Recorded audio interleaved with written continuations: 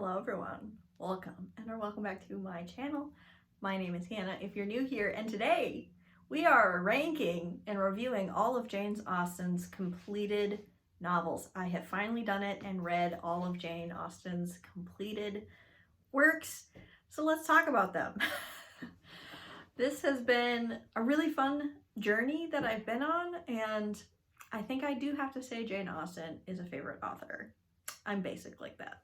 We are going to start with my personal lowest rated book, working our way to the highest rated book. First, we got to talk about Persuasion by Jane Austen. This is a second chance romance, and right out the bat, I very rarely like second chance romances. I find them incredibly hard to pull off. Because you have to kind of understand the previous relationship as well as the current relationship, and you have to forgive the characters for their past mistakes and believe that they truly are ultimately supposed to end up together. And in Persuasion, I didn't think that way, so this was always gonna be a tough one for me to enjoy. I gave it a chance. It didn't work for me, but that's for my personal reading preferences. I think this is in the Jane Austen wheelhouse. This has her signature writing, humor, characters. Her heroines all feel different, and I will say that about Jane Austen, but she feels like a Jane Austen heroine for sure. It's just, I don't like second chance romance, so this one was never really gonna be it for me, and this was a 2-star read. My next up is Mansfield Park at 2.5 out of 5 stars. This is about a main character named Fanny Price who goes to live with her wealthy aunt and uncle and their kids at their estate, and she kind of grew up in poverty essentially. And so there is this class difference, this power dynamic between them. And so I really like Fanny as a character. She is more soft-spoken, she's quieter, more contemplative, and just kind of more wholesome and just very sweet. She's a very sweet main character, and I actually really enjoyed her as a character.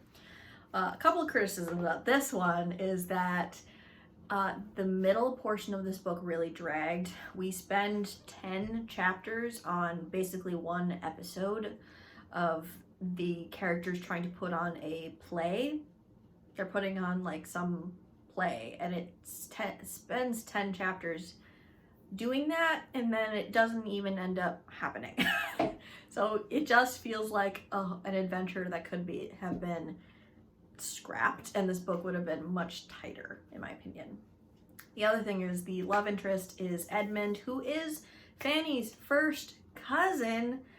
Not only is that just gross in general, but I also don't like Edmund as a love interest because he spends the majority of the book pining and having a crush on somebody else, and he only decides to pursue Fanny after he realizes that the person he has a crush on is not all that he hoped she would be.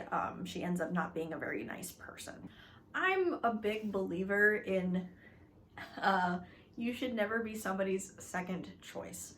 So on a personal level, I think Fanny deserved better. I know she was in love with Edmund this whole time, but I still think she deserves to be somebody's first choice and not a second choice. Also, it's your first cousin.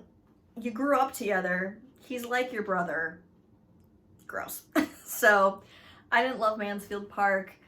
That's why it's a 2.5 on my ranking. Then we have Lady Susan, which I gave 3 stars. I thought this one was just okay. This is Jane Austen's first published works. It is an epistolary style novel, meaning it is a novella written in letter format.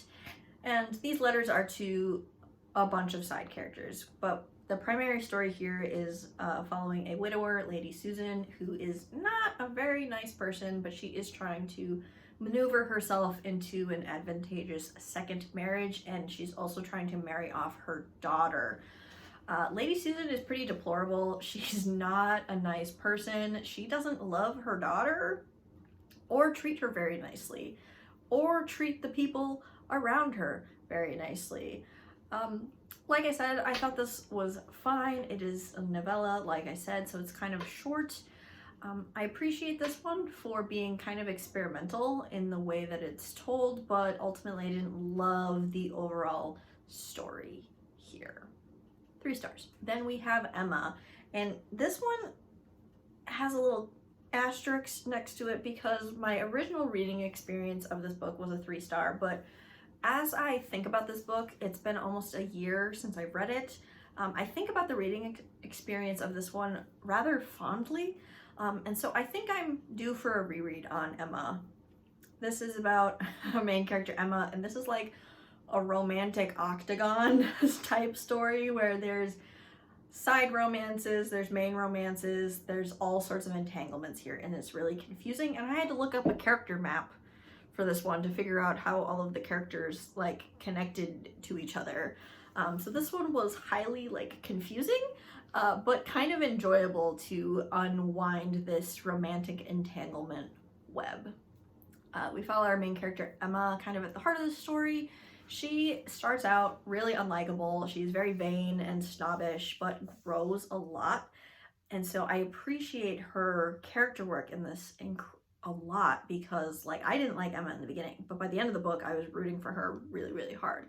And I think that that is truly masterful craftsmanship in terms of character work, in my opinion. I thought the character work in here was particularly good. This one does, like I said, have a little bit of a confusion element to it. It has a little bit of a length issue, in my opinion, and I think those two things kind of go together. Like, I was confused, so it felt long to me, but if I were to reread this, I would probably have a different experience because I kind of know who's who now a little bit better, and so maybe feeling a little bit more grounded would make the reading experience of this a little bit more enjoyable.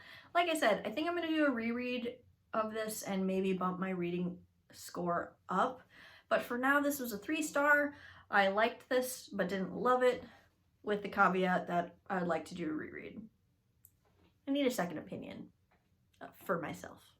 Then we get into my top 3.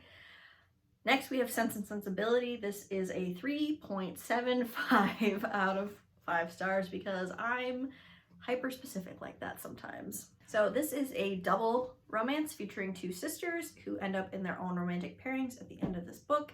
So we are following the Dashwood family and the 2 primary siblings of that family. So we're following the Dashwoods. There's 3 sisters and we're following 2 of them. We have Eleanor, Marianne, and Margaret. And this is like Eleanor and Marianne's stories, I believe. So this story kind of kicks off when their half-brother John inherits their house because their father passes away, and John's wife doesn't like his half-siblings and wants them to like move out. So she essentially kicks them out and they have to go to like a smaller town and, you know, rent a place. And in that small town, you know, romance, hijinks, plot ensues. This one was a hard sell for me at first because of the age gap. Marianne is 17 at the start of this novel, and her love interest is Colonel Brandon. Colonel Brandon? Yeah, Colonel Brandon is 35. 35 at the start of the book, and they age like a year or 2 by the end. And that I was pretty disgusted by at the onset of that introduction, but the book actually convinced me by the end that they belonged together. So I don't know how she did it, but that's usually a deal breaker for me personally with that much of an age gap, but I really think these characters worked. I really like this one. I also really appreciate this one for the sister dynamic. We focus a lot more on Eleanor and Marianne as siblings and their relationship than I think a lot of other Austen novels do. I mean, she focuses on the relationship between characters and siblings quite a bit, but I really liked, you know, these 2 together. The Pride and Prejudice has the Bennet siblings as well, but I just really liked Eleanor and Marianne as a sibling pair, you know, and how they both get romances by the end of this one. This is one of my favorites. Almost a 4-star. I really liked it. My second favorite Jane Austen is actually Northanger Abbey, which is a little bit strange. I don't think that's the most popular opinion, but this is a satire of the Gothic genre, which is why I loved it, because I love Gothic romance, Gothic fiction all the time. And so Jane Austen making fun of that genre was hilarious to me. I thought this one was incredibly funny because of the satire nature of it. This is about our main character, Catherine. She goes to Bath for a season to, you know, go out into society, and she meets this family and ends up traveling to their estate. And she kind of like in her head starts worrying, and she's like, oh my gosh, I'm going to this like mysterious estate, it's gonna be scary, and it ends up being like a normal house in the country, which is so funny to me. So I really liked this one. I liked the romance of it, I liked the characters, I liked the plot. I thought the satire was on point, and so this is my second favorite Austen for me personally. I've already mentioned it in this video, but I'll just state it for the record. Pride and Prejudice is my favorite Jane Austen. I know, shock. I'm sure this comes as no surprise. Again, I'm pretty basic when it comes to my Jane Austen opinions, other than Northanger Abbey. I love Pride and Prejudice. This is a 4-star read. Notice how I haven't given Jane Austen any 5 stars, but because I'll get into that in just a second. But this is the classic story of Lizzie Bennet falling in love with Darcy, Mr. Darcy, and it ends up bad first impressions, enemies to lovers.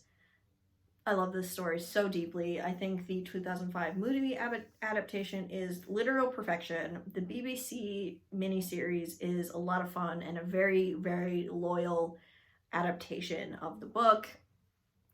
I love all things Pride and Prejudice. I'm basic like that. The one thing I don't love about Pride and Prejudice is I feel that Lizzie does not apologize enough for her part in the bad first impression misunderstanding at the beginning of the book. I believe, in my personal opinion, that she is a little hard on Darcy. Darcy is not great at giving first impressions, so I understand, but she also doesn't apologize for her behavior enough, in my opinion. I think Darcy does all of the heavy lifting for character growth in this story, and, you know, I think it might have been a little bit better or more dynamic if both of the characters had more character growth. Yes, she does acknowledge that she was prideful and judgmental, but again, she doesn't apologize for it. She's like, yeah, I did that. Let's get married. But I think there's so much humor in Pride and Prejudice. The writing is fabulous. It's very subtle in a lot of ways, but it's also, you know, a critique on this time period, middle-class life,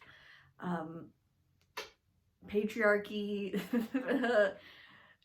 It's truly a masterful work, in my opinion, and such a fun romance. This is such a good story, a classic for a reason, a favorite of many for well-deserved reasons. And so if you haven't picked up Pride and Prejudice, I think you should give it a try. Anyway, those were my opinions on all of Jane Austen's completed works. What's your favorite Jane Austen? I would love to know in the comments down below. Is it different from mine? Probably. Thank you so much for watching, and I will see you in another video of mine very soon.